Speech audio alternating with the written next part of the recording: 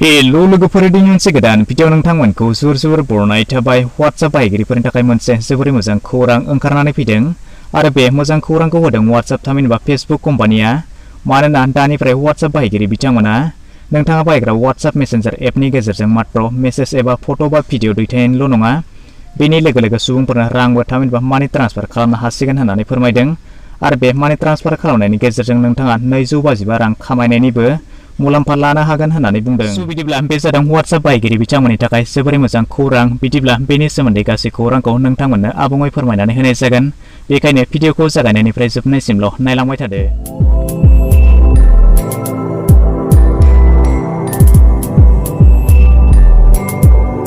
नोंथांमोना मिथिगौ WhatsAppआ मोनसे मेसेन्जार थामहिनबा खौरां दैथायग्रा एप आरो बे WhatsAppआनो एप बाहायगिरि बिथांमोननो होदों मोनसे जोबोरै मोजां खौरां। फोरमायनाय बायदिब्ला WhatsAppआ बिथांमोननि एपनिफ्राय रां दैथायग्रा थामहिनबा मानि ट्रान्सफार खालामग्रा साफ्रोमनोबो 25 रांनि केशबेक होबोदों। नाथाय दासिम फोरमायनाय बायदिब्ला बे अफारा गासैबोनि थाखाय होनाय जायाखै, खालि एन्ड्रइड बिटा भार्जन बाहायगिरि बिथांमोननोल'सो बे खाबुखौ होनाय जादों।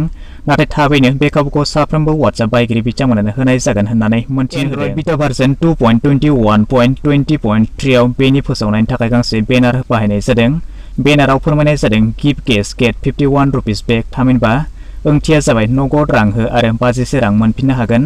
बेल' नङा, बिजनेस इनसाइडाराव फोरमायनाय खौरां बायदियै जायखिजाया सुबुंनो WhatsAppनि गेजेरजों रां दैथायोब्ला बे 25 रांखौ मोननो हागोन होननानैबो फोरमायदों। फोसावलायाव आरो बुंबावोदि जाय बाहायगिरिया खनबा रां दैथायनायनि गेजेरजों 25 रांहै मोननो हागोन एबा सासे बाहायगिरिया खनबा रां दैथायनायनि गेजेरजों 255 रां मोननो हागोन होननानै फोरमायदों।